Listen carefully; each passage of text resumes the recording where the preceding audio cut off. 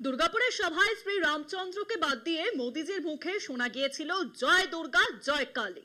এক তো বাঙালি আবেগে সুরসুরি দেওয়ার চেষ্টা, পাশাপাশি মহিলা ভোটকে বিজেপির দিকে টেনে নেওয়ার চেষ্টা। কিন্তু বাস্তবটা হচ্ছে বিজেপি শাসিত রাজ্যে মহিলা হেনস্থার ঘটনা আবারও ঘটল। বীরভূমের দুই মহিলা শ্রমিককে বাঙালি বলে হেনস্থা করা হয়েছে দিল্লিতে। এর বিরুদ্ধে মুখ খুলেছেন তৃণমূল সাংসদ সামিরুল ইসলাম।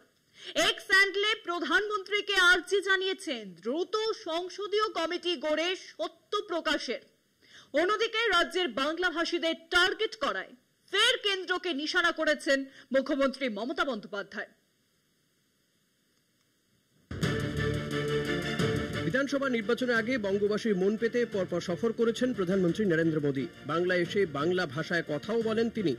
জয় শ্রীরাম স্লোগান ভুলে স্লোগান তুললেন জয় মা দুর্গা জয় মা কালী। এবার সেই মোদীর কাছেই বাংলাদেশি তকমায় বাংলাদেশে পাঠানো বীরভূমের দুই বাসিন্দার হয়ে দরবার করলেন তৃণমূল সাংসদ সামিরুল ইসলাম। বাংলা ভাষীকে বাংলাদেশি তকমা দিয়ে সীমান্ত পারের অভিযোগ উঠেছে মোদী সরকারের বিরুদ্ধে।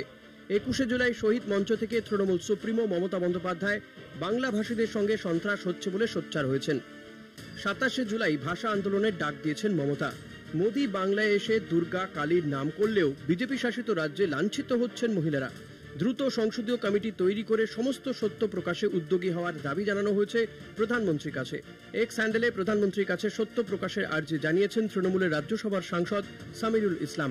বিজেপি শাসিত রাজ্যে বাংলা ভাষীদের ওপর হেনস্থার ঘটনা অব্যাহত। সম্প্রতি দিল্লিতে কাজ করতে গিয়ে পুলিশের হাতে আটক হন বীরভূমের বাসিন্দা সুইটি বিবি ও সোনালী বিবি।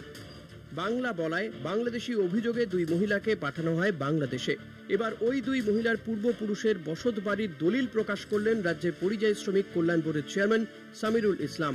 শনিবারই সামিরুল অভিযোগ করেছিলেন দুজন মতুয়াকে বাংলাদেশি সন্দেহে মহারাষ্ট্রে আটক করে রাখা হয়েছে। ওই ঘটনায় ফের তিনি একটি ভিডিও পোস্ট করেন। ওই ভিডিওতে দেখা যায় দুই মহিলা কয়েকটি শিশুকে নিয়ে দাঁড়িয়ে হাত জোর করে তারা সাহায্যের আবেদন জানাচ্ছেন।